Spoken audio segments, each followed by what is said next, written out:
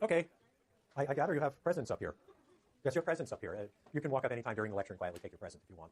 No, they're coming in, right? Other way. So any ones that you want to donate, you can come up at any point to donate. And they'll have them back for you when? When are they going to get back? After Thanksgiving. Oh, okay, so nicely after Thanksgiving. That would be lovely. So Tuesday, Thursday, I'm doing review. So you can bring questions, or I will update the review sheet before you get to class on Tuesday, and I'll just sort of walk through things. I'm going to try not to make it excessively long. And the reason why is that doesn't make it easier for you. I'm going to try to hit the things I think are really important. So I'll probably get every diagram and some key definitions. So if you're doing perfectly in the course, you have to study a lot more than that to continue doing perfectly. If you're doing okay, this will be perfect for you. So I'm thinking of it to help most of the people in the middle. No. But I promised last time I had enough stuff to test on, so I'm not going to ask you a question off this. Just, it's got to stop at some point. You guys go crazy. And I know what the rest of your schedules look like. I'm well aware of what others will be doing to you the next 2 weeks. So we're sort of front-loaded. We did a whole term's worth of work, and we're in bonus time. So this is a picture I put up in the graduate class today from a paper by Marshall Burke, who is one of our recent graduate students at Stanford. If you look at my graduate syllabus, you'll find the link to it. And there's a reason why I love it. I love it because it shows what's wrong with the climate debate. What's shown here is literally the set of climate runs and their consequences for the corn-growing region of the Midwest. So this is the Hadley CM3A1B, which is probably the most cited of all possible runs. In fact, you read the paper, it's used alone more than any other single run of any model, and it's used in conjunction with others almost all the time. So people really focused on this thing with a triangle.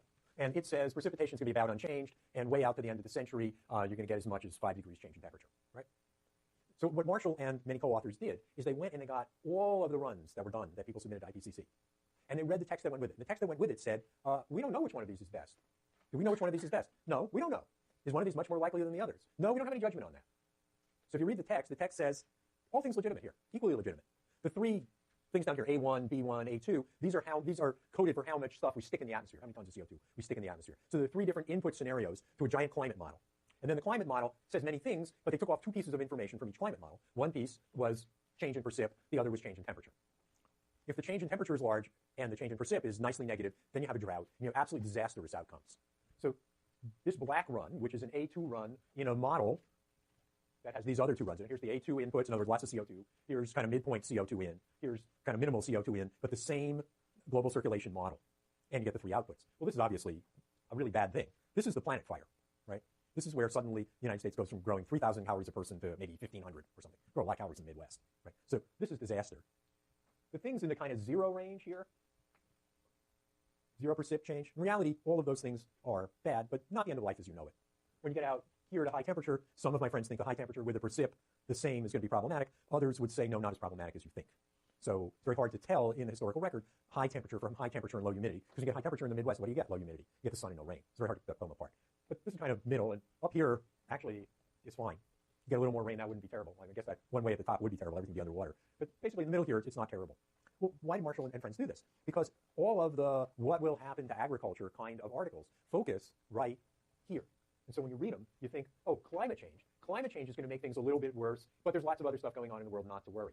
And Marshall's point is, yeah, there's like a 1/50th chance that that's going to happen. There's also a 1/50th chance that's going to happen. And if you think about it, you pay an awful lot of money to avoid this, where all this stuff is, it's bad, shouldn't happen, we pay something. So the amount of damage is highly nonlinear. This gives you immense damage, but only a 50th of the time. This stuff gives you a little bit to moderate damage, maybe if you take all of this stuff, maybe half the time, and perhaps this stuff gives you almost no damage, almost the other half the time. But in your thinking about what to do, these points are probably what dominate. This is what you're trying to guard against. Yeah. And this is what gets lost in the discussion, because the discussion is so focused on one scenario. So the quick climate change answer. How many are going to be environmental scientists? Some variety. Climate change is a good subject for you. It won't go away, right? So you don't have to worry about that. It's not like somebody's going to come up with the ultimate fudge and your research is just pointless. You're running large-scale, complicated models, so they're going to pay for your big brains. So you have an immediate advantage over many of the kids you went to high school with, right? And you didn't do anything to deserve. And it actually is a problem that makes a difference. It's a good problem for you. All right, so that's what I have to say about that. Now I want to go back to national income accounting. Now I know sometimes some of you stay up too late, fall asleep, but I bet if I just say national income accounting, I bet by about the 4th or 5th time you'll all be out cold, right? One of I guess the most famous person who was in economics after Adam Smith was Paul Samuelson. And Paul once said of a colleague's textbook, it's sex made boring. And that must be about how you normally feel about national income accounting, right? I start out by saying green accounting, and you think, green, this is going to be good stuff. We're going to learn how to save the world. And the next thing you know, you're in an accounting class. So I do understand the frustration with it, yet when you think of where's my green accounting? When you think of what the UN is spending on doing green accounting, from slideshow, from current slide, then you have to think it's something important. Why do they want to do green accounting? Well, last time I told you, national income and products accounts leave out all kinds of stuff. Women's labor in particular, when it's women's labor at home, is a huge number that's nowhere reflected in national income and product accounts. So national income and product accounts obviously aren't the end all and be all. But national income and product accounts also don't do very well with resource depletion or with pollution type issues. Right? So global climate change shows up nowhere. So if you say, look, the economy grew by 3% and you don't account for the rest of the stuff, perhaps you really are telling yourself a fib. Maybe it's important to know the economy grew 3% means the labor market tightened up and people aren't miserable. But then why don't you just say unemployment went down? Why the focus on GDP? That's why it's important. If that's the number that you use in your public debate about how well we're doing, then naively people are going to start thinking if pollution goes up and output goes up, that's okay because GDP went up. Right? That's not the discussion you want to have. That's obviously a silly discussion. You can try another silly discussion. Look at the GDP of Saudi Arabia. What's the major product? Oil. Okay, so what do they do for a living? They take oil out of the ground, they put it on top of the ground. Yep, that's what they do for a living. How does national income and product accounts deal with that? Gross national product is, as the slide says, the value of all final goods sold. Selling the oil from their point of view is a final good. From your point of view, it would be the gasoline, the jet fuel, and the diesel, right? Those would be the final goods, and oil would be used to make it. We call it an intermediate good. But from their point of view, they sold the oil, it went away. That's a final good. It's in GDP. Is there anything about resource depletion in GDP? No. Turns out that there shouldn't be. There's another measure called NNP, and NNP differs from GDP in taking account of things that are used up. But does NNP have oil in it? No. So if you're Saudi Arabia and you look at your NNP is actually not quite right. In fact, it's all wrong. It's all wrong because you used up the oil and your net national product accounts don't anywhere account for the fact you used it up. So you're telling yourself a big lie. If you're the U.S., is it a big number compared to a $15 trillion GDP? No. Believe me, whether or not women work more or less this year is a bigger number. So we shouldn't get so exercised. Anyway, that gets us squarely to what is GDP. So the last thing I said last time is there's two concepts. Domestic means made here. National means made by anyone who is a citizen or national, meaning non-citizen resident of the United States worldwide. Again, in the U.S., as you'll see in a couple minutes, the two measures are pretty close. Worldwide, we now use GDP. So if you look at a table that has various countries in it, we're much more likely to have in that table the gross domestic product of various places. So tell me a place that has a very different gross domestic and gross national product. There are many of them. So it's the difference between what's made here and what's made by the people who are our citizens and nationals, whether they live here or somewhere else. So what's going to drive a big difference? There's lots of great examples. Well, no, if I think about it, if I outsource it, literally, I get the guys in Bangalore to answer the telephone and rename themselves Jim. Yeah? Are they American nationals? No. Are they doing it physically within the United States? No. So they're not in either measure. Okay, so that doesn't work. What things do work? Maybe somewhere like Nigeria, like foreign oil companies. Okay, how does it work? Well, those companies employ workers from their country, they often Nigeria extract oil. So they employ American engineers. The American engineers are now part of GNP, but not GDP. Right. Yeah, that'll work. No? Got another example? Switzerland? People who come to Geneva to work and they live in France. Why do they do that? The prices are cheaper in France. Lots cheaper. Okay, so now you're going to drive a GDP, GNP. Mexican nationals, actually Mexican citizens, come to the United States and work. Yeah, lots of them. Legal or illegal, doesn't matter. What happens? Gross national product should include them. Gross domestic product should not include them. So anywhere where you have good-sized population movements, you can get the two things off. Which should you use? Well, I don't know. If I were a small country, let's take, I'm Hong Kong before the Crown Colony goes back to China. And I have lots of people who work in China. What should I use? Probably gross national product, right? Does it really matter to me when I'm trying to figure out how well is my economy doing that somebody walked across, a border and worked on the other side? Probably not. I probably do want to focus on gross national product in that case. Gross domestic product, on the other hand, is what we focus on for cross-country whatever. So now you know the two terms, and you probably will never have to remember them again. Now let's go back to definition. Final good, the thing that got sold to a consumer, to the government, or to somebody who makes investment goods. The thing is done. It doesn't turn into another good after that. Candy bars are final goods. Yeah. Crude oil in the United States is not a final good.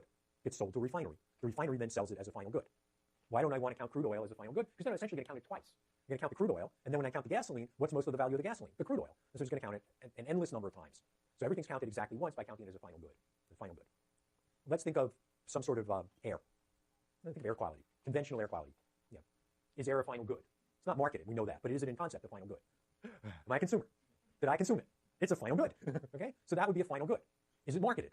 No. Do we include it in GDP? No. It's just like labor at home, right? It's a thing. It's real, but it doesn't show up. So that's an example of something that if you're going to have an extensive idea of what we produce, and you said clean air is something we produce, then you should include the value of clean air. But as soon as you do that, what about the value of pollution control stuff? Is it final or intermediate now? It's like a catalytic converter on your car. Okay? A piece of stuff, and it makes the air cleaner.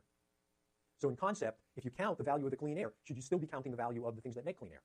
No, because you have the same double counting problem. So if you want to sit down and produce green national accounts, it ain't so easy. Because not only do you have to value clean air, you've got to figure out what were all the things done to make clean air and start treating them like intermediate goods. That's not going to be fun. So it's not a simple task to produce green national accounts by just saying, oh, we forgot this, oh, we forgot that. Because most of the things you forgot were made somehow. And then all the things that made them have to come out of GDP when you put the final good in. So that's why it's a nasty business.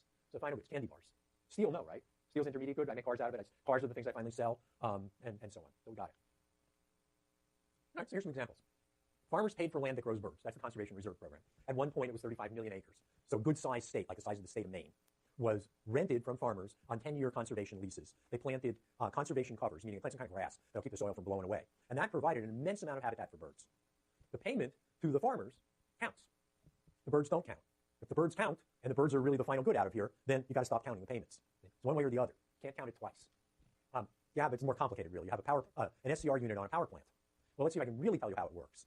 So an SCR unit is actually an investment. All investments are treated as final goods. But the investment has earnings each year, right? And the question is, how would you treat those? So would you treat what the SCR does each year, which is to clean the air, as a final good? And the way it's done now, yes, it is. But once you start counting the air as the final good, then logically you can't count the expense to make the air good as a final good. You only do it one way. Yeah. I don't know if you mentioned it, but what's SCR? Selective catalytic reduction system. Okay, and you should hunt it up and see its size. They're immense. It'd be really worth getting a picture of one. You got to get a picture. You have a picture of an SCR? How big is the thing? No, I don't want a diagram. You got to get a picture of it. You got to see a power plant with an SCR on it. It's this massive collection of tubes that's bigger than the plant itself. Yeah, okay, it's really big. Yeah, so this is a big deal. This is how you clean up coal-fired power plants. You don't get out the CO2, you get out much else. So now we say the SCR is the final good. The minute we start valuing the air, all the pollution control stuff that we do should come out. Let's say coal itself. What do you do with coal? You crush it and wash it. That step costs money.